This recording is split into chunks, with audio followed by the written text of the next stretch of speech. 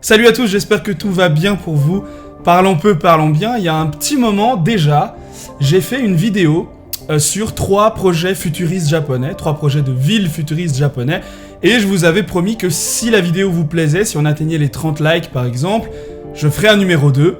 Bon, je crois que c'est assez clair, du coup, bienvenue dans ce deuxième épisode. Mais avant toute chose, faut que je vous montre un petit truc, alors c'est la stat habituelle, hein. Plus de 90% des gens qui regardent ma vidéo ne sont pas abonnés à la chaîne, c'est quand même assez gigantesque.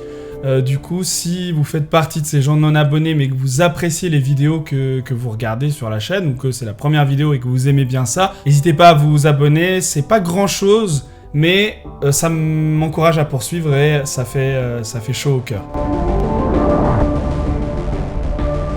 Dans la première vidéo, si vous l'avez pas vu, je vous mets un petit lien en haut, on a parlé de 3 projets futuristes assez gigantesques, alors certes très passionnants, qui vendent du rêve, mais qui avaient, pour être honnête, assez peu de chances d'être réalisés, ou du moins pas avant une centaine d'années. Le thème de cette vidéo, ça reste les vidéos futuristes, mais qui ont de très grandes chances de se réaliser cette fois, puisque pour un d'entre eux, par exemple, il est déjà en construction. Et on commence avec le premier d'entre eux, Spaceport City. Vous le savez, les voyages dans l'espace sont en train de se démocratiser et il n'est pas impossible que bientôt l'espace devienne un lieu touristique extrêmement cher mais comme un autre. Et Spaceport City est précisément le début logique de cette démocratisation. Pour ce projet, on a en fait une association entre 3 entreprises japonaises, Dentsu qui est une agence de publicité, Canaria qui est une agence de design et surtout Noise Architect qui est une agence d'architectes, un cabinet d'architectes, pour créer une sorte de grande ville qui fonctionne comme un port spatial et dont le but est de développer les connaissances sur l'espace ainsi que le tourisme spatial. Le design de ce port spatial de la taille d'une ville moyenne est extrêmement futuriste. Il est composé de 2 immenses tours en verre ainsi que de nombreuses sphères également en verre et remplissant chacune une fonction spécifique. Vous aurez par exemple un centre de recherche spatiale, une université, des centres d'entraînement pour astronautes, mais aussi des salles de fitness, des lieux de divertissement, comme un cinéma en 4D IMAX, donc vraiment un truc gigantesque. Vous avez des restaurants, vous avez une piscine, vous avez des résidences pour que les gens habitent dans cet endroit. Les contours de la ville, qui est en fait une immense sphère comme ça, seront consacrés aux lieux de divertissement, aux parcs, à ce genre de choses, mais également à des terres cultivables. Et puis le sous-sol, c'est un immense garage à la fois pour des véhicules, mais aussi pour des navettes spatiales et des véhicules destinés à aller dans l'espace, le tout recouvert par un grand toit extrêmement futuriste en forme de vague.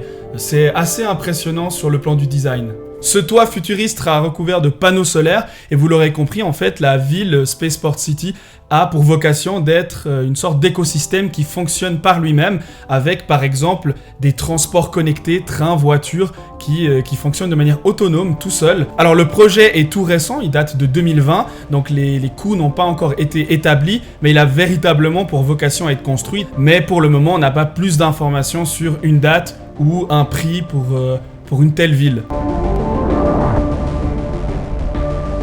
Vous le savez, le Japon connaît quelques problèmes de surpopulation des villes, ce qui l'amène assez régulièrement à réfléchir à une forme d'urbanisme innovant. Eh bien, Shibuya Hypercast 2, c'est exactement ça. C'est un ensemble d'innovations urbaines réunies en un seul bâtiment, une sorte de grande tour-ville qui ne prendra au sol que 40 mètres sur 80 mètres. C'est tout petit pour une ville gigantesque. Ce projet, c'est l'aboutissement de nombreuses études sur le bien-être social, le réchauffement climatique, la sécurité, l'urbanisme, la surpopulation, le tout réuni en un grand bâtiment dont le projet central est en fait une communication verticale plutôt qu'une communication horizontale, un déplacement horizontal comme on a dans nos villes actuelles. Il s'agit donc d'une immense tour verticale, ça on l'a dit, mais qui est divisée en 5 structures différentes et qui possède de nombreux étages, chaque étage correspondant à une forme de quartier, si vous voulez, à l'équivalent d'un quartier. On trouve donc dans ces quartiers des zones résidentielles, mais aussi des zones zones de divertissement, cinéma, théâtre, restaurant, magasins, centres sportifs, et aussi des zones de bureaux, de travail. Pour sociabiliser, chaque étage possède aussi des zones communes, des parcs, des places, mais également, et c'est sans doute ce qui est le plus intéressant pour moi dans ces tours, des sortes de lieux de cultivation de terre en fait, des grosses serres en forme de bulles ou de sortes de saucisses allongées si on veut, où dedans on va pouvoir cultiver de la nourriture en tout temps, en toutes circonstances météorologiques. Avec le temps. Va, tout s'en va. La tour est pensée et construite exprès pour coexister avec des robots, en particulier des drones. En fait, ce qu'il faut vraiment comprendre, c'est que tout ce qui est communication horizontale a été remplacé par de la communication verticale.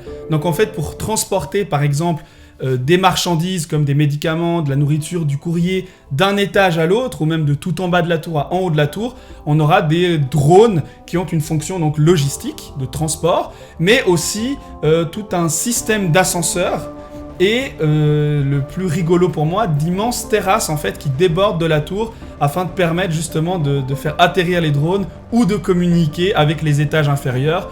Et bien sûr, il y a des escaliers d'évacuation en cas de problème. À nouveau, il s'agit d'un projet extrêmement récent puisqu'il date de 2020 et de nouveau, on n'a pas les coûts d'une telle ville. Ce qui est certain, c'est que c'est un projet, pour être honnête, beaucoup moins sûr et possible et réalisable que le premier projet, que Spaceport City, et qui n'a pas forcément pour vocation de voir le jour rapidement, mais dont la fonction principale, à savoir de trouver de nouvelles manières d'organiser les villes de manière verticale, avec une communication verticale plutôt qu'horizontale, est plutôt bien remplie. Ça développe des technologies, des idées à ce niveau-là, et c'est le but premier, c'est assez bien rempli. Bon, tu connais ça là?